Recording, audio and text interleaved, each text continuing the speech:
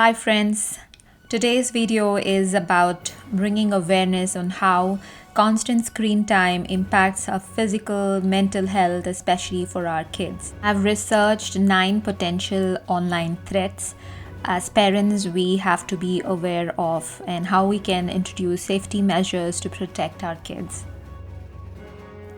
How much screen time is too much? As per American Academy of Pediatrics and World Health Organization, the recommendation on screen time guidelines by age are as below. Under 2 years, it's absolutely zero, no screen time at all. 3 to 5 years, it's 1 hour. 6 to 10 years is 1.5 hours. About 10 years is only 2 hours. Here are 9 potential issues with screen time and how we can effectively manage it. Behavior problems. As parents, we have witnessed bad behavior when we take devices away. So, anger, irritation, throwing tantrums, and sometimes aggressive behavior.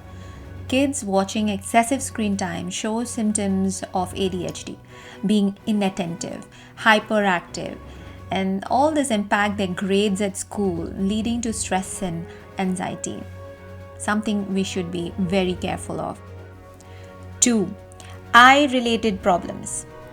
Poor vision, frequent headaches, tired eyes, dry eyes. And if your kids are already with glasses, please make sure to limit their screen time. Practice 20-20-20 rule. Every 20 minutes, take a break. Look at an object 20 feet away for 20 seconds. Now, this exercise routine is very helpful to relax your eyes and de-stress. Lower physical exercise. Many studies have shown association between too much screen time and obesity and development of diabetes in young children. I will share 2 links from Harvard Educational Health and UK researchers.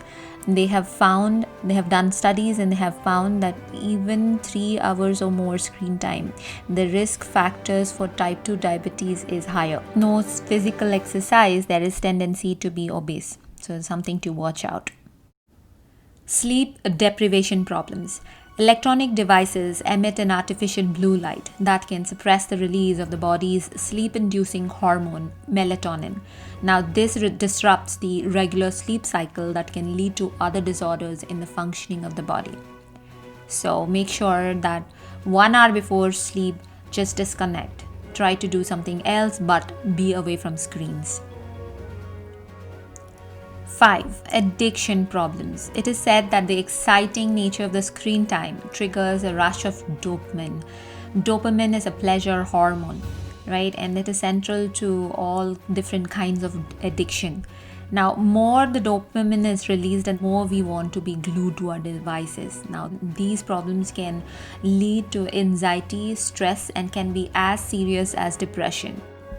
There's an interesting concept of dopamine fasting. It's a form of a digital detox. It's like it involves temporarily abstaining from addictive technologies like social media or any technological platform.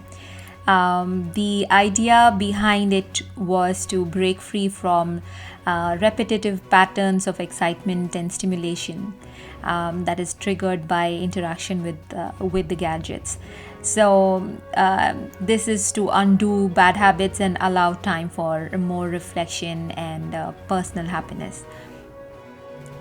6. Watching age-appropriate programs. Now, kids are getting exposed to vulgar language, hate speech, violence, and crime scenes, adult content. All these are harmful for the kids' mental health.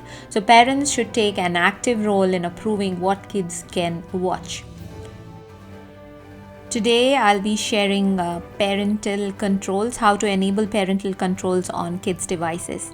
So if you haven't done it before, I urge you to do it now. So if your child is using an Android device, go to Play Store, settings. There's a user control section, and in which there will be enable parental controls. It will prompt you for a PIN After you give the pin, it will open the window as highlighted here, and you can select the application or games, whatever content you want to restrict for. Select it, turn on the parental controls option. Again, the next screen you will be prompted for selecting the age of your child. Select the age of your child and save. It's that simple. The second parental control is YouTube Kids, and this is an app which can automatically take care of the content appropriate to selected kids' age. The third one is on your YouTube settings. There is an option which is called enable restricted mode. So when you click on it, there's this highlighted window which helps to hide potentially mature videos. So this is a filter. You can turn it on and you're good to go. The next parental control is safe search setting on Google search. So all you have to do is go to Google screen, and on the right bottom corner you'll find settings, and when you click you'll find search settings, and click on that, and there's this window which is highlighted here with the safe search filters. So you can turn it on, and this will assure you that matured content or harmful content will not be shown on searching. The next parental control is checking the browser history or the search browser history or the YouTube browser history to know what your child is watching. So it is better to on and off keep checking them to keep tabs on them. The next one is an app which is a family link app provided by Google, and it links your child account to yours, and you can monitor the child activity. There's this interesting app which is Screen Time. This app allows you to manage their app usage, controls the web activities, and also tracks GPS. You can set screen time and also pause your kid's screen. How cool is that? The next app I'll be talking about is Zift. This app acts like a net nanny for your kids. It gives you visibility to watch kids' activities in real time. Yes, real time. I was zapped when I saw the details. And it also sends alerts and updates on the app usage. So I think these two apps are worth checking. The last one I have for you is eSafely browser extension. It lets you filter web content on Facebook, YouTube, search, and images. And how cool is that? You can really track every activity of your kid and keep them safe. Cyberbullying. Now, sending, posting, sharing negative, harmful, false or mean content about someone else. It can include sharing personal or private information, causing embarrassment or humiliation.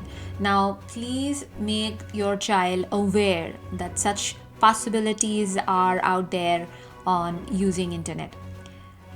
So they should be very careful and cautious of what data they are posting or uploading. Kids are so naive, they take everything so personally and they can feel embarrassed or humiliated. Please make your kids aware of cyberbullying, and it is okay for them to share and trust the parent with the information, and they don't have to deal with all the stress themselves. Online predators. Now, who are online predators? They are adults who use the internet to entice children for sexual or other types of abusive exploitation.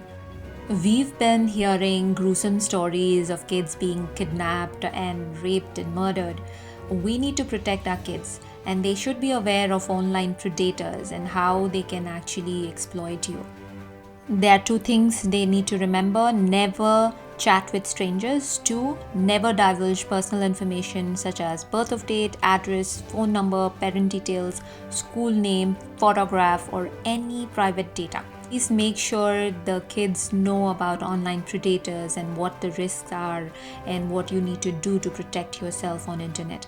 If the kid is feeling guilty of having divulged information to a stranger, they should come and tell you. Especially if the kid is concerned, it is better they share with the parent to get help before it gets too late.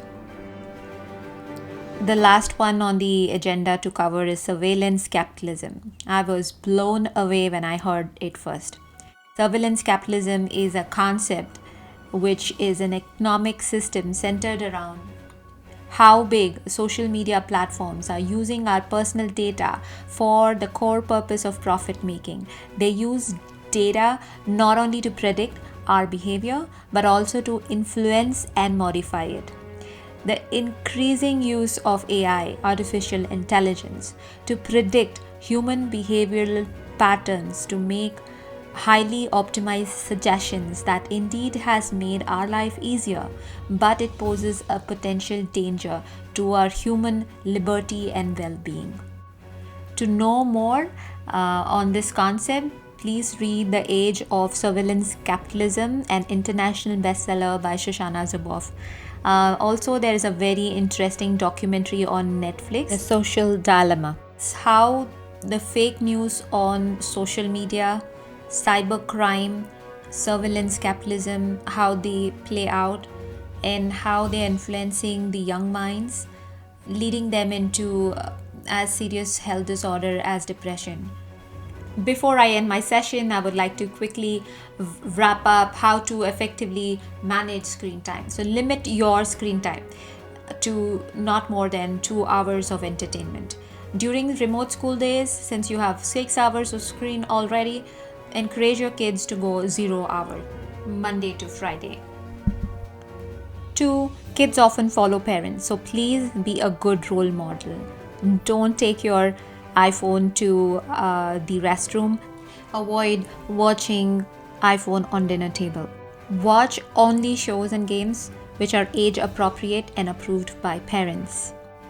No screen time during meals. Make it a family rule if you haven't yet. It is not so hard for you to be away from gadgets for 15 to 20 minutes, at least during meals. That's the best time you can be with your family.